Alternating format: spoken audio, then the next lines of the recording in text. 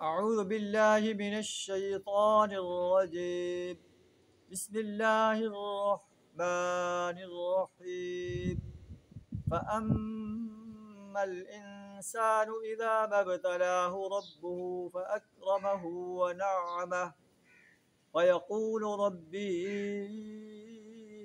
अक्रमन।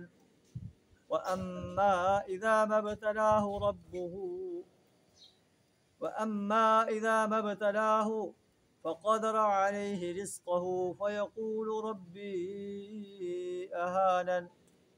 सदक़ल्लाहुल अज़ीम। अल्लाह इंसान की आज़माइश फरमाता है।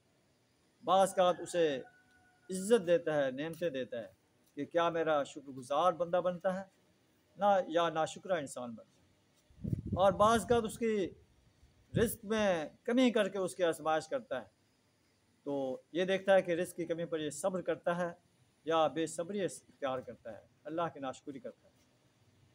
अल्लाह फरमाता है कि इंसान का हाल ये है, इज़ा मब्तलाहु रब्बुहु, जब उसका रब उसको आज़माइश में डालता है, उसे इज़्ज़त और नेमत देता है, तो वो इंसान कहता है रब्बी अक्रमन, मेरे रब ने मेरी इज़्ज़तदार बना दिया। अम्मा इज़ा मब्तलाहु फ़क़दर अलैहि रिज़्क़हु फ़यक़ूलु रब्बी अहानन, और जब वो उसको आज़माइश में डालता है और उसका रिज़्क़ उस पर तंग कर देता है, वो कहता है कि मेरे रब ने मुझे ज़लील कर दिया।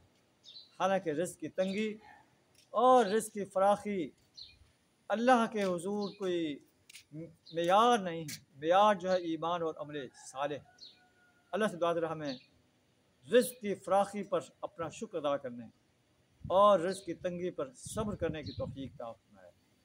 अपने आप को ईमान और अमल सालेह से आरास्ता करने की तौफ़ीक अता फरमाए। कुफ्र, शिर्क और निफाक से अपनी पनाह अता फरमाए।